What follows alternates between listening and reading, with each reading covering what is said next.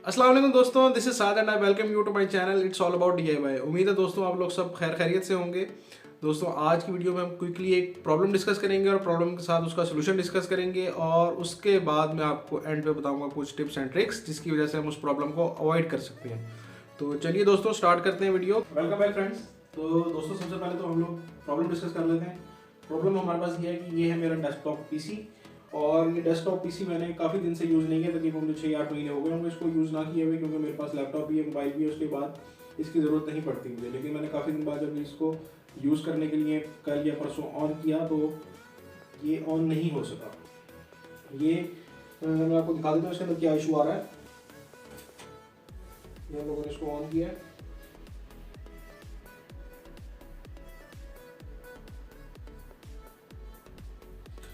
तो अपना meanwhile TV भी ऑन कर लेते हैं।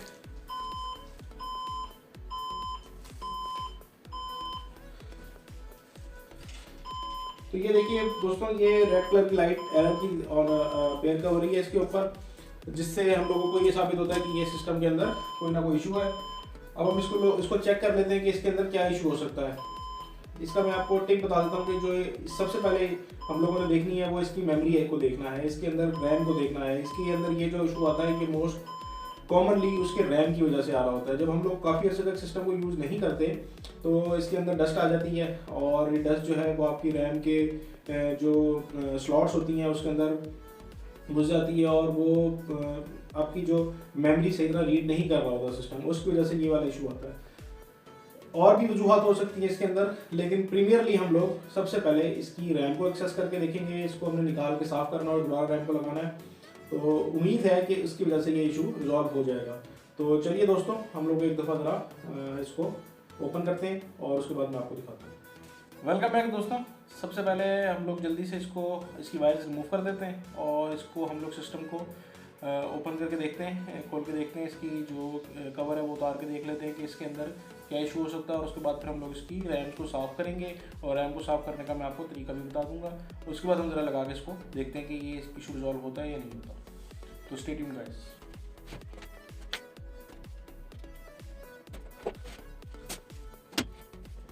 तो दोस्तों मैं इस सिस्टम को ओपन करने से पहले आपको एक चीज़ बता दूं कि मेरे पास तो सिस्टम HP का है, ये टावर PC है, लेकिन ये किसी भी सिस्टम के लिए एप्लीकेबल है तरीका। ये किसी एक सिस्टम के साथ लिंक नहीं है, ये जनरल प्रोसीजर है और ये किसी भी सिस्टम के साथ आप यूज़ कर सकते हैं। तो वो किसी भी कंपनी का हो, किसी भी मॉडल का हो, और वो डेस्कटॉप हो या वो टावर में हो, कोई भी सिस्टम हो तो आप उसके ऊपर ये तरीका अप्लाई कर सकते हैं। तो चलिए दोस्तों इसको हम जरा खोल लेते हैं।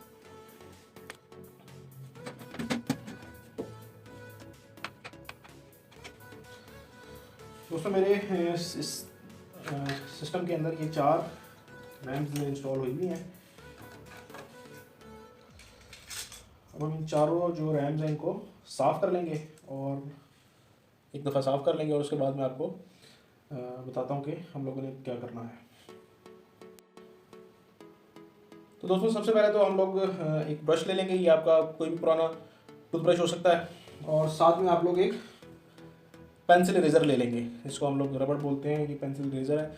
इन दो चीज़ों से इसकी सफाई होगी और उससे पहले आप लोगों ने इसके ऊपर एक जो है दफ़ा आपने ब्लोर मार लेना है, क्योंकि इसके अंदर बहुत ज़्यादा डस्ट है। मेरे पास ब्लोर नहीं है, लेकिन मेरे पास वैक्यूम क्लीनर था गाड़ी वाला, जो कि गाड़ी के सॉकेट पे ही लगता है। तो मैं उसको डेस्कटॉप को उठा के नीचे ले गया था, वहाँ मैंने गाड़ी के सॉकेट से उसको साफ़ कर लिया। इतना थोड़ा बहुत साफ़ हो सकता था। अब हम इसकी जो ब्रश है उससे इसकी स्लॉट साफ़ कर लेंगे। हल्का सा, आपने बहुत ज़्यादा जोर नहीं लगाना, हल्का सा आपने इसको साफ़ करना है। और जो रैम है, रैम को हम लोग इस रबड़ से साफ़ कर लेंगे।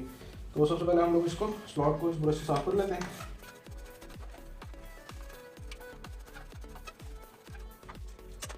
वाला जो इसका पॉइंट है, जो इसके अंदर स्लॉट के अंदर इसकी इंसर्ट होती है जगह, वहाँ पे हम हल्का हल्का से इसको इरेज़र से साफ़ कर लेंगे।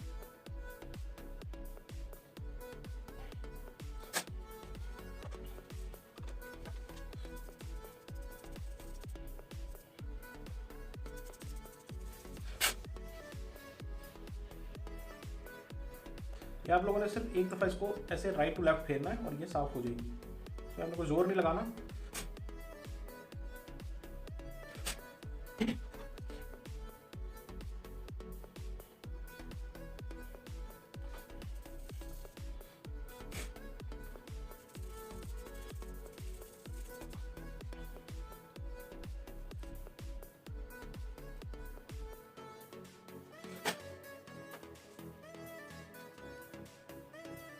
तो दोस्तों ये चारों रैम्स हमारी जो है वो साफ़ हो गई हैं। अब इसको वन बाय वन हम लोग इसी सीक्वेंस के साथ लगा देंगे। इसके अंदर से 2 रैम्स जो है मेरी 1-1 GB की है, DDR2 है ये रैम्स, और उनको साथ लगा देंगे। और जो सॉरी जो 2-2 GB की रैम्स है मेरे पास, बेसिकली ये 6 GB टोटल मेरे पास इसके अंदर रैम इस वक्त इंस्टॉल हुई है। 2 जो रैम्स है मेरे पास 1-1 GB की वो चिप्स हैं, और 2 जो हैं वो 2-2 GB की चिप्स हैं। तो इनको हम लोग इस तरीके से लगा देंगे। ये 1 GB वाली है, इसको हम लोग सबसे पहले लगा देते हैं।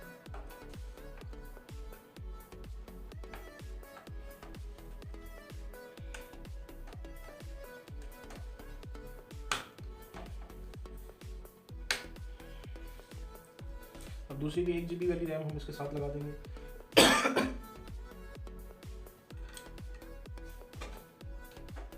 आपने इस तरीके से प्रेस करना है कि ये सही जगह बैठ जाए, और इसके लॉक्स जो हैं ये खुद ही, जब ये सही जगह अपनी बैठ जाएगी तो इसके लॉक्स जो हैं वो वापस खुद ही फिक्स हो जाएंगे, इसको ग्रिप कर लेंगे।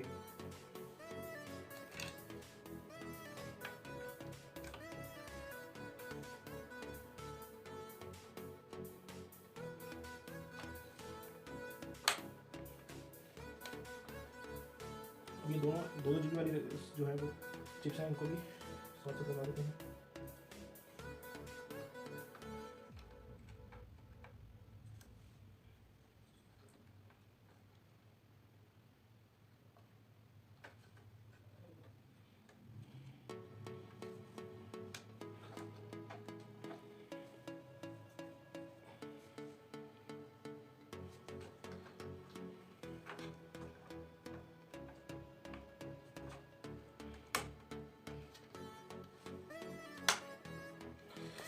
दोस्तों ये चारों रैम मैंने इंस्टॉल कर ली है।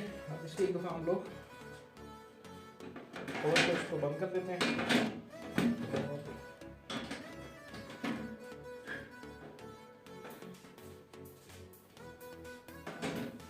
उसके बाद हम एक दफ़ा इसको लगा के देखते हैं कि ये ऑन होता है सिस्टम या नहीं होता। अगर ये ऑन नहीं होगा तो इसके अंदर पॉसिबिलिटी है कि कोई रैम ख़राब भी हो सकती है, या इसके अलावा भी कोई इसके अंदर इशू हो सकता है। और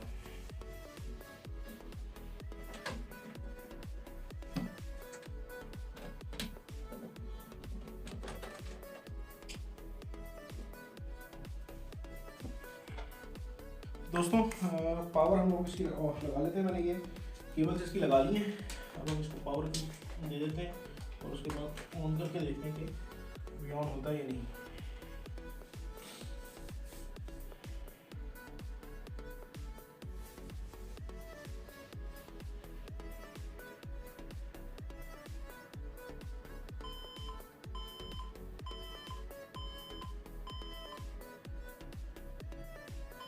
तो दोस्तों चूँकि मैंने जब इसको लगाया तो उसके अंदर दोबारा वही वाला एरर आ रहा था, इसलिए मैंने इसको ओपन कर लिया है। और अब हम इसको देखते हैं वन बाय वन कि इसके अंदर क्या क्या फॉल्ट हो सकते हैं। तो सबसे पहले तो हम इसको लगाकर देखते हैं कि इसके अंदर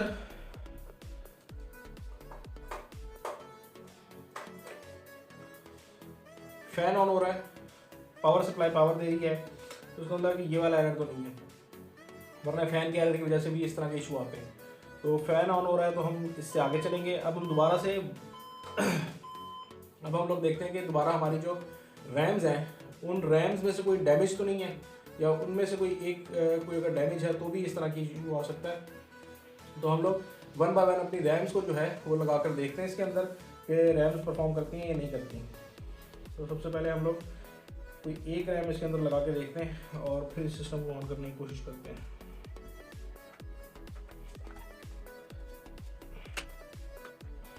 तो एक रैम मैंने इसके अंदर लगा दी है। अब हम देखते हैं इसको।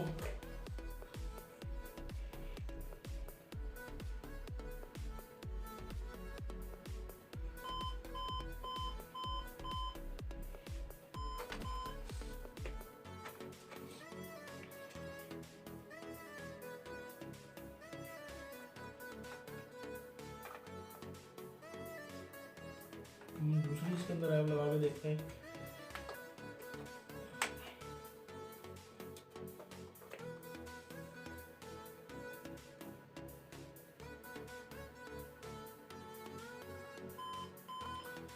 फिर वही एरर आ रहा है।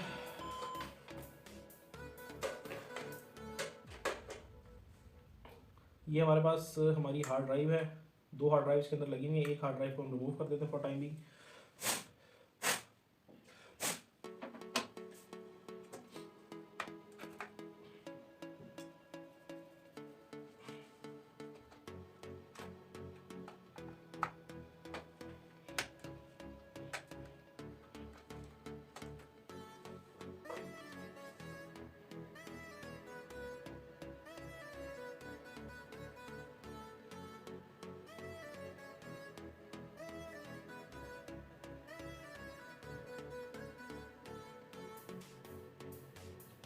तो दोस्तों अब हमने लगाया है, तो ये इसके अंदर से कोई आवाज़ नहीं आ रही है। हम इसका एक दफ़ा डिस्प्ले भी देख लेते हैं कि डिस्प्ले ये दे रहा है या नहीं दे रहा। तो दोस्तों आप ये देख सकते हैं कि डिस्प्ले हमारे पास आ गया है, हमारे मॉनिटर पे डिस्प्ले आना शुरू हो गया। इट मीन्स के अब ये इसने एरर दिखाया है कि जी आपकी जो सिस्टम कॉन्फ़िगरेशन है वो तब्दील हुई है लास्ट बूट से।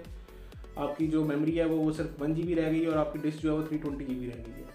तो अभी हम लोग इसको अगर F10 प्रेस करेंगे तो ये आगे इसको कंटिन्यू कर देगा।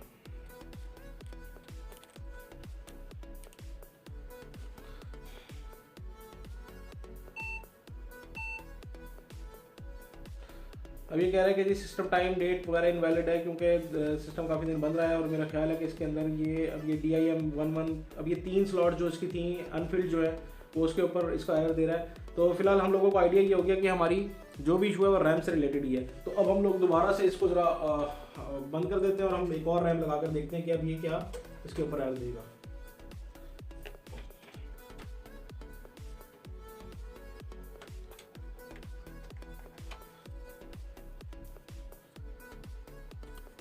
दोस्तों एक और रैम मैं लगाने लगा हूँ उसके अंदर, ये भी 1 GB वाली रैम है। मैंने भी 2 GB वाली जब इंडिपेंडेंटली लगा कर देखेंगी तो उन्होंने काम नहीं किया था।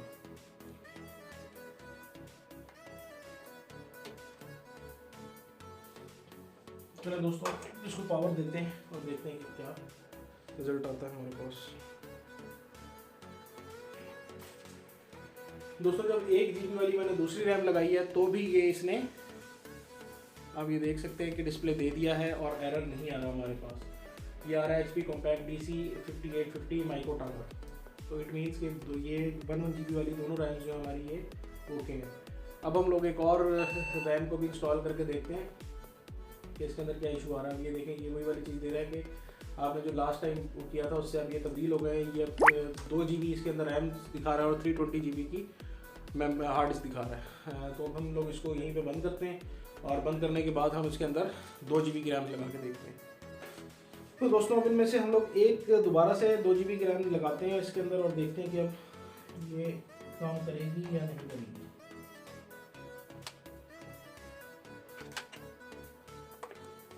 हमने एक रैम लगाई है 2 GB की और हम लोग इसको दोबारा ऑन किया है। अब हम देखते हैं कि हमारे पास डिस्प्ले आएगा या नहीं आएगा, कोई एरर आएगा या नहीं है। तो देखिए दोस्तों ये हम लोगों ने एक और जब इसके अंदर रैम लगाई है इसने दोबारा से डिस्प्ले दिखा दिया। इट मीन्स कि हमारी एक 2 GB की रैम और भी ठीक है। अब हम लोगों के पास जो आखिरी रैम रह गई है हम उसको भी इसके साथ दोबारा लगा के देखेंगे। हो सकता है कि हम ये भी रैम काम करने लग जाए।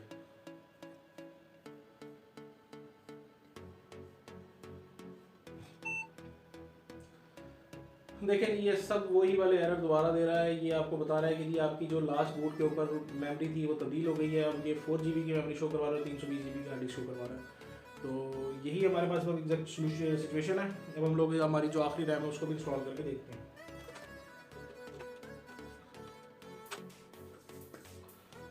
तो दोस्तों हमारे आखिरी रैम को भी इंस्टॉल कर दिया है और अब हम लोग इसको पावर ऑन करते हैं। बिस्मिल्लाहिर्रहमानिर्रहीम और दुआ करते हैं कि हमारे पास ये भी, बल्कि पावर ऑन करने से पहले मैं अपनी ये जो हार्ड डिस्क है इसको भी दोबारा लगा देता हूँ।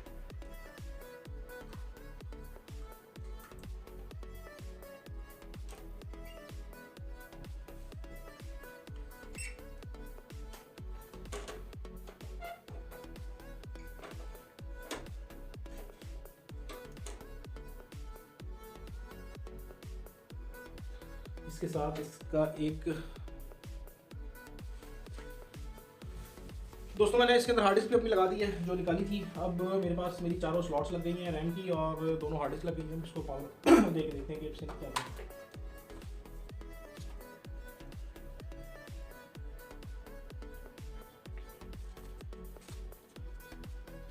तो दोस्तों अल्हम्दुलिल्लाह ये मेरा सिस्टम जो है ये ऑन हो चुका है और अब ये इसके अंदर जो इसकी टोटल मेमोरी है वो कैलकुलेट कर रहा है और अभी आपको शो करवा देगा कि इसके अंदर चारों रैम्स जो है वो इंस्टॉल हो चुकी हैं। इसके अंदर दोनों हार्ड डिस्क भी शो करवा देगा कि वो इंस्टॉल हो गई हैं। मैं आपका जो कैमरा है वो इसकी तरफ कर देता हूँ। देखिए इसको मेमोरी रीड कर रहा है और अभी आपको इसका रिजल्ट दे देगा।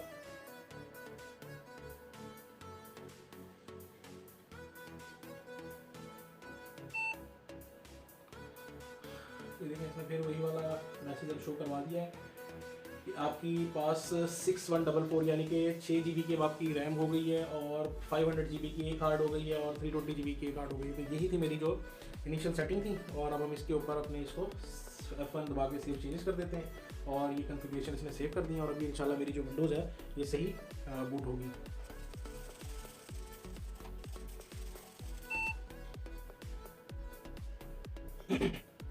हाँ अब वो वाला एरर दे रहा है सिस्टम टाइम एंड डेट वाला, तो अब हम इसको जो है वो कंटिन्यू कर देंगे और बाद में मैनुअल टाइम जो है वो सेट कर लेंगे।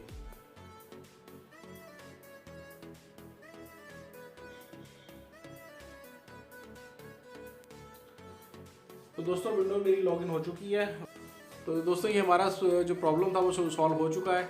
अब हम बात कर लेते हैं कि हम लोग किस तरीके से इस प्रॉब्लम को अवॉइड कर सकते हैं। सबसे ज़रूरी तो ये चीज़ ये है कि आप लोगों ने ज़्यादा पीरियड के लिए अपने सिस्टम को बंद करके नहीं रखना। आप लोगों ने कुछ अरसे बाद इसको ऑन करना है और इसको यूज़ करना है ताकि ये वर्किंग कंडीशन में रहे। जब आप ज़्यादा पीरियड के लिए सिस्टम को बंद करके रखेंगे, उसको देखभाल नहीं करेंगे तो उसके अंदर डस्ट वगैरह आ जाएगी और इसकी वजह से इशू आता है। But this is not a necessary condition कि ये वाला इशू आ सकता है। ये ऐसा भी हो सकता है कि अगर आप एक दिन पहले अपने सिस्टम को यूज़ कर रहे थे, आपने रात को शट डाउन किया, आपने सुबह ऑन किया, तो हो सकता है कि आपका सिस्टम ऑन ना हो। और ये मेमोरी एरर ज़्यादातर आपके सिस्टम को बंद रखने की वजह से या यूज़ ना करने की वजह से होता है। लेकिन ये वही मैं आपको जैसे बात कर रहा हूँ कि नेसेसरी कंडीशन नहीं है, ये अदरवाइज भी हो सकता है। तो पहली बात तो ये होगी कि आप सिस्टम को फ्रीक्वेंटली यूज़ करते रहना है, कुछ अरसे बाद उसको इतने लंबे पीरियड के लिए आपने बंद करके नहीं रखना। सेकंड चीज़ ये है कि आप लोगों ने अपने सिस्टम को हर कुछ अरसे बाद इसके ऊपर ब्लोअर वगैरह लगा लेना है या वैक्यूम लगा लेना है ताकि इसके अंदर जो डस्ट है वो जमा ना हो और इसके जो पार्ट्स है उसके अंदर डस्ट ना जाए, जिसकी वजह से ये इशू ना आए आपको। अच्छा, अब जब आप लोग अपने इस इशू जब आप लोगों का सिस्टम आप ऑन करें और कभी भी इस तरह का इशू आए तो आप लोगों ने ये करना है कि आप लोगों ने स्टार्ट से शुरू करना है कि आपके सबसे पहले पावर आ रही है। आपने ये देख लेना है कि पावर अगर नहीं आ रही तो पावर ना आने की क्या रीज़न है। या तो पावर सप्लाई का मसला होगा या फिर आपके पावर केबल का मसला होगा। पावर सप्लाई कॉस्टली चीज़ होती है। पावर केबल जो है वो आप पहले चेंज करके देख लें। पावर केबल जो है सस्ती सी चीज़ है, आपको जो है वो मार्केट में 150-200 रुपये की पावर केबल मिल जाती है। आप पावर केबल को चेंज करके देखें। अगर तो पावर केबल चेंज करने से आपका मसला रिजॉल्व हो जाता है तो ठीक है, नहीं तो फिर आपकी पावर सप्लाई का इशू होगा। अब आप लोगों ने देखा कि पावर आपके पास सिस्टम में आ रही है लेकिन आपके फ़ैन ऑन नहीं हो रहा। तो फ़ैन अगर ऑन नहीं हो रहा तो भी ये इशू आ सकता है। फ़ैन अगर ऑन नहीं हो रहा तो आपको फिर अपना जो है इसका फ़ैन वो तब्दील करना पड़ेगा या फ़ैन का सर्किट तब्दील करना पड़ेगा जिसकी वजह से करंट ना आ रहा हो। अगर आपका फ़ैन भी ऑन हो रहा है, आपको उसकी पावर आ रही है, फ़ैन भी ऑन हो रहा है, फिर आप लोगों ने इस रैम वाले एरर की इशू की तरफ जाना है। जब मैंने ये कल देखा था ऑन करके तो मुझे यही चीज़ नज़र आ गई थी कि मेरे सिस्टम के अंदर पावर भी आ रही है और उसका फ़ैन भी ऑन हो रहा है। तो मुझे फिर ये वाली चीज़ क्लिक की थी कि इसके अंदर फिर रैम का मसला होगा और वही हुआ कि हम लोगों ने इसको 1 बाय 1 जब सारी रैम लगा के देखी है तो हमारे इसको हमने ये ठीक कर चलने लग गई है।